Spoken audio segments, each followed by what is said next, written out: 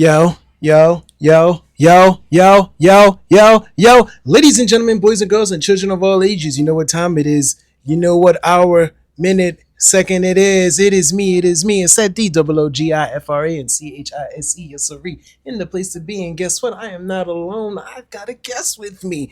And this one, I've been hyped for. One of the reasons I actually brought back the podcast was to talk to this person who's sitting right next to me right now. And yes, we are also on Cam Time, which means YouTube. You can find this interview there too. And the person with me is a Jazz coughed. hold on, that's the name. Oh, That's the name. damn. Let me. It's you got to build the hype, brother. I said You nothing. got to actor, songwriter. Oh wait, not just a writer, composer. He plays keys. He plays drums.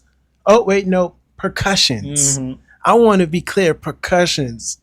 This is a man. He works with me, and he is known as Jazz Cough. Hey. Hey, Jazz, what's up? How you doing? I'm doing really well. I'm feeling really good about life right now, actually. Oh, for real? Yes, I know why. You just did a show. I did. I played Breaking Sound at the Pink Frog Cafe this past Thursday. That is exactly what you did, and that leads into the first question. Ask away. How was that? It was a lot of fun.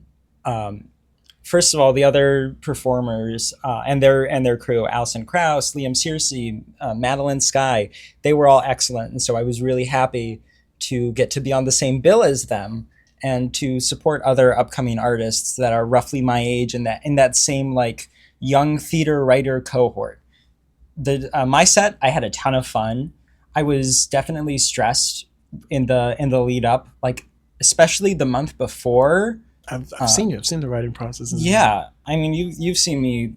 I showed you lyrics for a song that I was planning to put in the show that I cut 2 days before the show. Damn. I didn't do that one, and instead the day before I wrote a whole nother song. Oh shit! All Yeah, right. because I had the chorus for it. It was going to be called Patriotic Concert. I'm going to keep working on it, but it was just not, the verses were not working for me, at least not right now. And I want to keep working on it someday. But instead, I looked to a different project that I've been in the beginning stages of, but hadn't written any material for, and said, well, I'm going to write a song from this show. And I wound up writing a song called It's Living that's about this baker and how they want their life to be once they have their ideal situation. And I was like, great. I wrote a song that I'm happy with. It goes in the show. I'm doing it tomorrow. All right, nice. Okay, so let's take us back. What Of course. what journey brought you into writing music and acting and songwriting? Like, Yeah. wouldn't I feel like I've always come at things sideways in the sense that I became an actor because I was a tap dancer first. you a tap dancer? Yeah. Nice. I know a little tap dance, but Oh, awesome. I'm not like that's something Some not a lot shuffle ball of people change. know. Some time step. That's only know the shuffle ball change and maybe some other stuff. But Maybe grab off. I'm Maybe. not a super tap dancer. I know you're pulling out those single foot wings. because when I work with kids, like Yeah. I still work with kids, but like the second job I had ever working with kids at a different program, they had to learn tap. Yeah. So like they had to learn tap, and then it's weird. By they learning tap, I had to actually learn it just because I had to rehearse with them for a show. So I'm Yeah. So you learned how to tap. like, yeah. So that's a secret not a lot of people know about me. Wow. So Revealed live. it's one of those on the podcast podcast. dance tricks. Yeah. Yeah. But I started as a tap dancer and didn't really consider myself an actor, especially not a singer. But because I did tap dancing, that led me into theater. Similarly, for the longest time, I would never have called myself a songwriter, especially a lyricist. I thought I sucked with words for the longest time. But I did a lot of a cappella arranging in high school. I was in an all guys a cappella group doing 4-part arrangements for especially like the last 2 years, because all 4 years of high school I was in that group, but the last 2 I did a lot of arranging for it, and so I got really familiar with how to look at the chords in a song, translate that to a cappella in a way that I enjoyed. And eventually also I took music theory in high school, and we had did some light composition there. That's funny. I took film theory, so I get Oh, it. nice, yeah. And so that led to me just starting to write my own stuff. My sophomore year in college, we had the Devised project, which was based on the works of Shel Silverstein. My subgroup wound up doing a Little Red Riding Hood section. It was relevant, I promise. And I wrote like a little Red Riding Hood suite on piano Okay. with that one of my other classmates, Olivia Stanley, did narration for. She wrote most of that book, and everyone in my group found the movement for that. And then at some point, I kept bashing my head against the wall with writing lyrics until I became happy with the lyrics I was writing, and now I'm really happy with myself. So that's my journey to being like songwriter composer as I am right now. Sweet. That's dope. That's funny because that story kind of reminded me of high school. Really? Yeah. So I like theater and Yeah. film stuff, but one of the funniest thing is like was it between senior and junior year? Junior year is when I started doing filmmaking, but like also it led into like the theater stuff at the same time because I read had to read the Scottish play. Oh, the I had to Scottish read that, play. which Yeah. is my favorite. Mackers. Yeah, and then we had to do a scene. Yeah. So we did the scene of the fight between him and Macduff, Nice. and then like but you have to recreate the scene.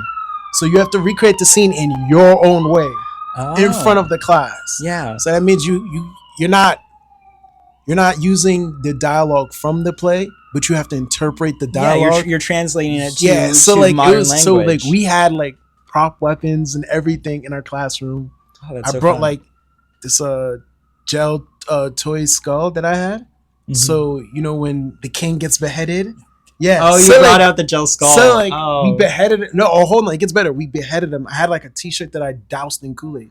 So we did the beheading, but like the way it happened was we flicked the lights, and then the person would be laying by the table so that you don't see their body. That's and so then clever. I would pick up like the shirt with the head in it to show that I beheaded him because he has to announce that Right. he killed him. So we did that in class, and it was like the perfect because we set up music and everything. So like That's we incredible. had music playing, we cut, and then it was like the perfect timing because our teacher took a picture. So when we did the head cut, the flash hit and the light went on too in the middle cut. Oh, So it that's gave so like fun. we got like perfect grades, and also we had to do a Midsummer Night Dream, which is another one of Classic. my favorites. It's a fun one. Favorite character, Puck. Of course. Yeah, Puck. I knew you'd be a Puck guy. Puck and the troop. The Mm, troop, Yeah. because I like the students I work with. We did a Midsummer Night's Dream also, like the same school where I had to learn tap dancing. Yeah. They did a Midsummer Night Dream, and that was like my come up year in that building. hmm So, and this was when I did the improv boot camp. So I had to work with the troupe a lot. So I was like, yo, look, we're gonna do improv because whatever little actions y'all do are gonna steal the show, and it was just a fun time. So that's why I Yeah. like your story a lot.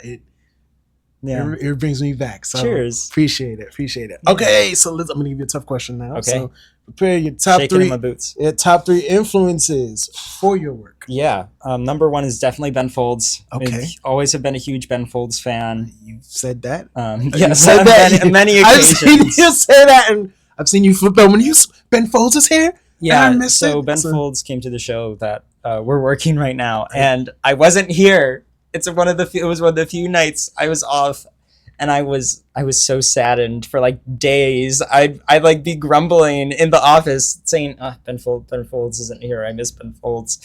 Damn. I feel like different influences pop out in different songs for sure. Like I have a song called Out of Towner, which is the most Ben Foldsy song I've written. Okay. Being around Jonathan Larson's music recently has really like amped up the Jonathan Larson influence as of late. I've just gone into Margot Guryan's songwriting. She was this like 60s era songwriter. She wrote Sunday Morning that Spanky and Our Gang did. She wrote a bunch of songs from that, and I've really taken a liking to how she writes. So let's put her at number two for the moment, just especially with the way that she approaches structure, especially chordally, but melodically and lyrically as well, but really chordally. I feel like she does what I think is the unexpected thing, which perks me up and makes me want to explore how can I apply that in my writing? Where am I just leaning on my familiar structures? Like, I have a lot of jazz with two Z's music background, and like I grew up doing like small combo jazz drumming. That's informed a lot of my stuff, and so I love doing like 2-5-1 progressions.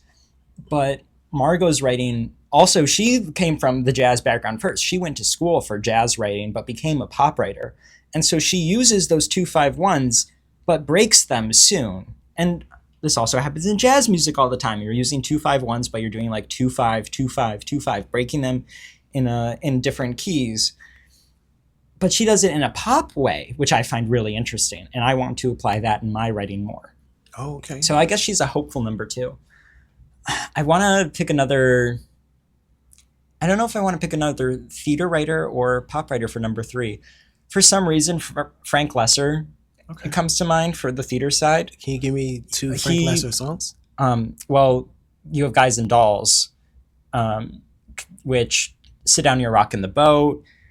If I Were a Bell, I'm pretty sure, if I'm not mistaken. I'm gonna embarrass myself online and say the wrong Frank Lesser show. Hey, that's all right. But How to Succeed in Business Without Really Trying gave us like Brotherhood of Man, and I Believe in You, which I think is a gorgeous, fun song.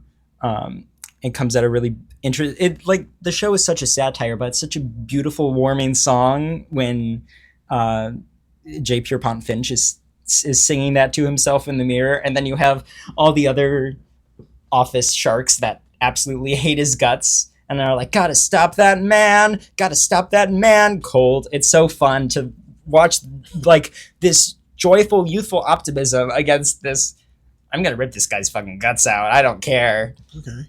So I think I strive to put like that kind of duality in my writing. Like another song that I have, Creature of Habit, is a very, very self-loathing type, self with an F, loathing type lyric. And so I had to make it a banger, because if the song, I don't believe in happy song, sad song. I think that you can have a happy part and a sad part at once. And I think that's what makes them the most beautiful songs, is when you can pull that off at the same time. You're learning, okay, you play percussion, you play keys, and you're learning guitar. I'm learning guitar. How's that going? It's a lot of fun. It's completely different structurally from piano and percussion and all that stuff, because like, first of all, like the left hand doing the chords while the right hand is initiating the sounds most of the time. Mm-hmm. I'm used to, if I'm making a chord, I'm already initiating sound. I can't like, I mean, yeah, I can like play above the instrument if we're talking like a xylophone or a vibraphone, but like in the same way that on a guitar, I can just put my fingers on the strings on a chord, not make sound. You can't do that really on like piano or mallets. Like when you press it, you're making sound. So that's been an adjustment. The string layout and like learning the fretboard and where all the pitches go, that's hard for me. I'm still getting there. Yeah, I know. I dabbled. So, You've dabbled. You're a dabbler. Huh? Yeah. Listen. Shout out to Reggie Bennett Jr. because I work with a music teacher. Yeah. So you have at some point you're gonna find an instrument that you have to pick up. So the one that worked the best for me was the drums. Cheers. Thankfully. So and it's funny because now like we're trying to do we're doing jazz now. Yeah. So I was like, oh man, I know a guy who plays jazz. I might have to ask him for some drum chips. So I got so we're doing like the 1 and the 2 and the 3 and the yeah. So we're doing that, which is so swing.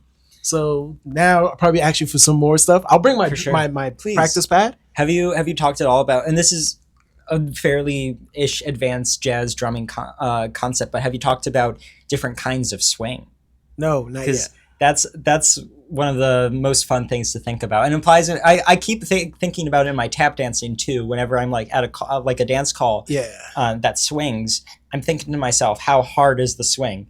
Because like if we're at this tempo, like this is like a pretty standard swing, or I can really tighten up at the end. 2, 3, 4, 1, and that's considered a hard swing. And then you have like a New Orleans style, like da da da da da da da da da da da, where it's almost even eighths, but there's just the tiniest bit of delay. And you know, this kind of super beginner. Yeah. That's So me. I know I'm throwing a lot at you. But like that, I can probably play it on the hi hats. If I hear it, like I'm like, yeah. like, But so, it's a thing that you feel first before you really start to conceptualize. Dilla time is like tangentially related to that. The way that he would offset his snares and hi hats. That's, I mean, he was on another level with that. But like, you get that sense of there's different places in the pocket and like immediately outside the pocket that can really change the sound instantly. Send it to me. I'll take a sure. listen. Okay. All right. So based off all your experiences, Yeah. what is your worst moment? And then give me your best. So there's this place called the Music Inn, and it's this fantastic little venue in the West Village. They're a music store, but on Thursdays I do know the Music Inn. You know the Music Inn? I love the Music Inn. Isn't it awesome? I go in there. I jam out in there sometimes. Like all right. So when we'd have 2 shows at the other theater, I used to go in there, especially if it was on the weekend. If I don't go to the gym, I would go in there and chill out and jam. You know, there's a recording studio in there, right? I did not. There's a secret recording. I forgot. There's a secret recording studio in there. Like, it's really cool. You go downstairs, you go around into the back. There's like a tunnel, and it leads you into a recording studio. Oh, that's awesome. There's and I'll show you the dude on my phone. Like, he's like the engineer in there, and then it's crazy because like the recording studio looks like super gritty and like a rare mashup of most random stuff that they found. Of course. So So you know it's an awesome place. They also do poetries on Tuesday now. Yeah. I think that's I remember them doing Thursday open mics. Yeah, they still do Thursday for music, Tuesday for poetry. Oh, cool. Yeah, I haven't gone to a poetry one. And full disclosure, I've only been the one time for an open mic night because my schedule's always been pulling me somewhere else. Every Thursday that I would want to go, I'm like, well, I have to go do this other thing, or I have to work, or I have to go see a friend's show. That's fair. But I went to go support a friend of mine, and I'm standing in line like before anyone has signed up for anything, and I'm talking with all these other artists that are going, and I wasn't planning on doing anything that night, performance wise, and I'm like, well, I could go. I have my lyrics on my person. I could maybe review a song. I could, yeah. Why the hell not? That sounds fun enough. And so I picked my song Dejection, which is a song that I've done a fair amount of times, but I hadn't practiced it in a while, and I was still pretty rough on those words, even standing in line. So I'm like studying my notebook because I'm not gonna walk up there with my notebook. I wanted to look professional for some reason. Which that's mistake one, is that I knew I wasn't so good on my words, and I still refused to bring my words up with me. Damn. And so I put my name on. I wound up going like second or third, which I was perfectly happy with. I generally prefer to go like early so I can just like get it over with and forget about it. But I'm sitting there. We haven't started yet. One of the guys that works there is playing the piano there, and he sounds really good. And I'm like, okay, that's awesome. Like, I'm not really thinking too much about it because, of course, he's gonna sound good. Everyone's gonna sound good on piano. I also tend to compare my piano playing to other people a lot, and I'm trying to get better about it because I just play the piano like a percussionist. That's cool. I don't. Like, again, Ben Folds influence, because he was a drummer before he was Ben Folds. Yeah. And I mean, obviously he was still Ben Folds, but you get the picture. And so he plays piano a certain way. He's still a much better pianist than I am right now, but he's also much older than me, so that makes sense. That's fair. Anyway, it becomes my time to get up there. And I sit down at the piano. The first thing I notice as I start playing is that the low end keys are much more out of tune than I expected them to be. And I love playing on the low end of the piano. And so I'm like, well, that's okay. I'm going to sound a little out of tune to myself. That's just part of the vibe that happens sometimes. The next thing I notice is how wobbly those keys are. And when I get like nervous, I get a little shaky. And I was already extra nervous because of not being so good on my words. So now I'm shaky at a piano where the keys shake a lot when you shake. Okay. And so I just felt like I was dying up there, and I did go up on my words, I think twice. I had to do the na na na na na to get through a little. And also I barely knew anyone in that crowd, which I'm so used to playing my stuff for at least like 4 people that I know in an audience, at least. Damn. And really I'm used to like knowing like almost the entire audience for like playing in like school events and such, or like, like, oh, it's my classmates' parents. And so here I am, room full of strangers, unfamiliar piano. I think subconsciously I was remembering how good the first guy that sat at that piano was sounding, and I'm like, damn, I'm like courting my way through life, and I can't survive. So that's probably the worst performance I've ever given, I think, at least in recent memory. Best, I think. Maybe it's recency bias, but Pink Frog Cafe Show was so smooth for me largely. Nice. Especially like I did a cover of Soon It's Gonna Rain from The Fantastics, which is a gorgeous song. And I'm singing it, and I'm thinking to myself as I'm singing it, wow, this is really fun and easy. And I feel very comfortable and settled. So it might be that, at least as far as Jazzkoff, the songwriter, performing his stuff goes. Okay, cool. That's awesome. Yeah. Okay, so what's next? What's next? I don't know. I have to write stuff. That's what's next. I'll bet. I have to actually, and don't you on YouTube's don't steal my idea. You listening, don't no my OC, no takesies. Gonna have to have you do a whole set on a podcast one day. Just come through, just do a set, and just chop it up. I'm so game. But a while ago, I had the idea to do a musical adaptation of the death of Ivan Ilyich. Okay. The Tolstoy, I believe, unless it's Dostoevsky. I have it right here. Let me make sure I get my Russian authors mixed up. Yeah, it was Tolstoy. I was right. I doubted myself, but I was right. Because I think that would make a very interesting musical and allow me to explore sounds in a certain way. Dave Malloy has a habit of adapting like classic works, and let's throw him at number 4. Dave Malloy, who I can't listen to too much, otherwise I start to write exactly like him. Okay. And I like what Dave Malloy does, and I want to do my own thing tangential. Love you, Dave Malloy, if you're listening. But hopefully, hey Dave. But he has Natasha Pierre and Great Comet of 1812, which is from the Tolstoy War and Peace.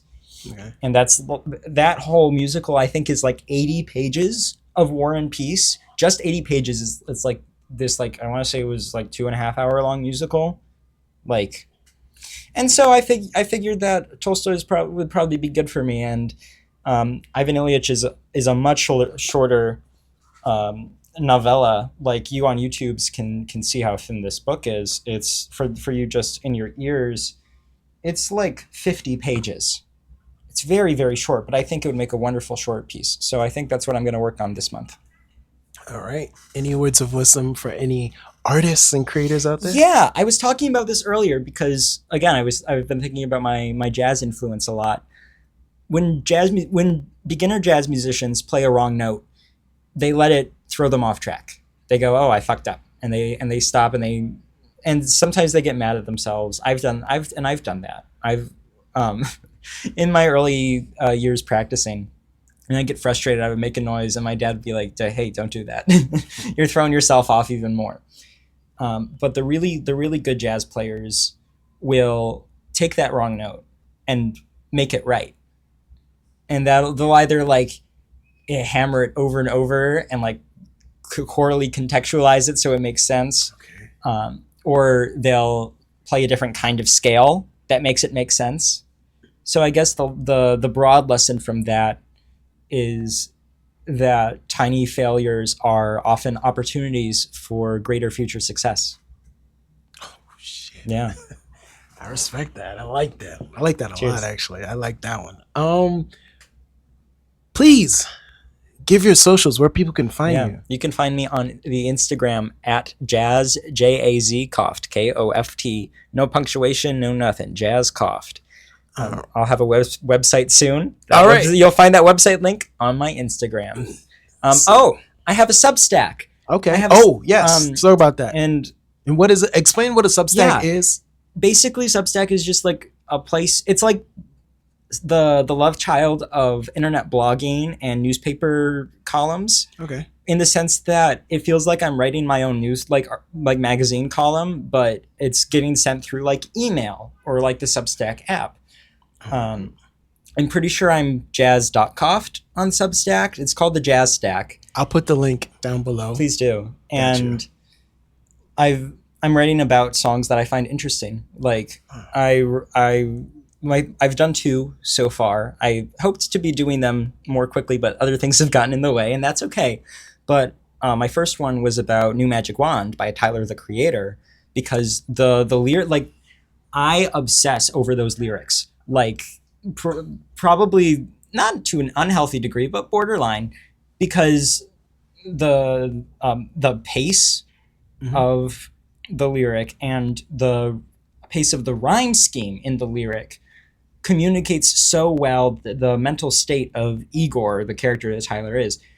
Like, you can read. I have like 2 pages of thoughts that I wrote about it, so you can find that there. I just wrote about McGee's stuff, and I wrote more about like me starting to learn to play guitar on that. Okay. So yeah, expect probably the next one I'm thinking is going to be about Gasoline by Haim, the band HAIM, Okay. which I've been obsessing over. Women in Music Part 3, which was 2021 album. A friend of mine told me to listen to it, and I finally listened to it, and I'm in love. You gotta listen to Raw. Raw? Yeah. I will. From Devon Torres, because like it's a whole storied album, but then there's a 2-part album. Because so there's a side A and a side B. Yeah. And then the side A is this dude and his girl's relationship, them getting together to them falling apart to them getting together. Because, you know, like, you find out, like, he was cheating, she was cheating. They find out, are going through each other's phones secretly. Oh. But then, like, that's just the first album. The second album, you find out the third person in the story, which is the guy she was cheating on him with, and everything from his perspective. Oh, that's really cool. So, like, you should probably listen to that. I will. But One more go recent album that I want to draw attention to. Do you know about Catriel and Paco Amoroso? no. There's these Argentinian guys. They do like, I suck at genre category define stuff, but because it's like they're kind of in that, like, it's not house music, but like that, like, dance electronic I like stuff. that. I love But that stuff. they also have like a classical training. They went on NPR Tiny Desk Mm. sometime last year, I believe, and they had a fucking killer set that like blew up. And then they released Papota. I hope I'm saying that right. A couple weeks ago, and there's also like a short film attached to it. We've had this conversation. I've talked about this with you. And this is what and then at the same time I was saying, you got to go through the Wu-Tang Clan for a bit. Yes, and I still do. I have to go watch the documentary. I have to do because I have a deep respect for hip hop, but I'm still an outsider. Got you. And I want to learn more about that, because I mean, part of my job as a writer is just to know as much as I can. Like, You know about what? as much as I can. I got a recommendation for you. Yeah. I got a recommendation from you to just get you slightly caught up in an understanding way, and then you're gonna start taking notes and going down the line for history books after that. So, but on this note, we're gonna wrap this up. Yeah. So follow him at Jazzkoft, JAZKOFT. You know it.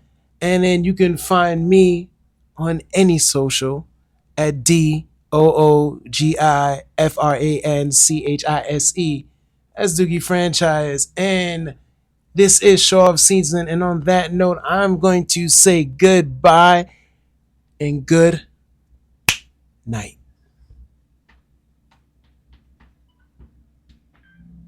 About 30 minutes. Fucking awesome. That was a really fun interview. I really liked that.